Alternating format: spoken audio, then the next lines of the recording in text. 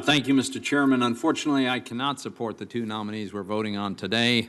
Based on Commissioner Chopra's record, I'm deeply concerned that he'd return the CFPB to the hyperactive, sometimes law-breaking, anti-business, unaccountable agency it was under the Obama administration. At the CFPB and the FTC, he's taken aggressive anti-business stances, and we know from his statements and writings that he favors unaccountable regulators with vast powers. Nothing Commissioner Chopra said at his hearing or since has alleviated my concerns. For example, I asked him a question for the record whether there was a single CFPB enforcement action or rule that he believed was too burdensome or punitive. And even though we spent 5 years in a leadership position at the CFPB, he could not identify a single one, despite the well-known evidence that the CFP's actions limited consumer choice, drove up the cost of credit, and hamstrung job creators through overregulation. I'm also troubled by his past accusation that my colleagues and I who support structural accountability for the CFPB are, quote, shilling for predatory lenders, end quote, and that there's no real good argument for it other than representing those who are essentially breaking the law, end quote.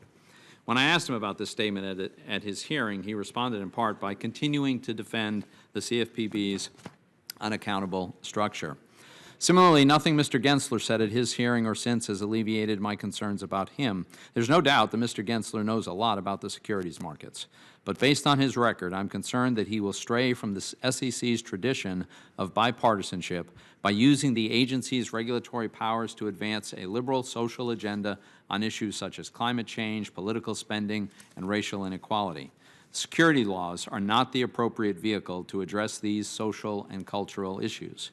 And when I pressed Mr. Gensler on this subject, he provided no assurances that he would not use the SEC to pursue a social and cultural agenda. For example, I asked him whether it's a good idea for companies to be forced or pressured to comply with quotas with respect to race, gender, and sexual orientation of their board members. And in response, Mr. Gensler echoed what advocates for such quotas typically say, which is that diversity on boards benefits decision-making. I also asked him whether a company's financially insignificant spending on energy or political advocacy constitutes material information that must be disclosed to investors. In response, he essentially indicated that if a significant number of politically motivated activist investors want to know certain information, for example, information related to climate change or political spending, then that makes it material, even if it is financially insignificant.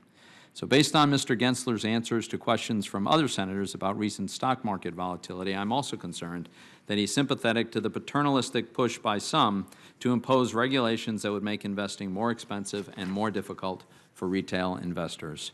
In the end, this nomination process has not alleviated my concerns about Mr. Gensler or Mr. Chopra.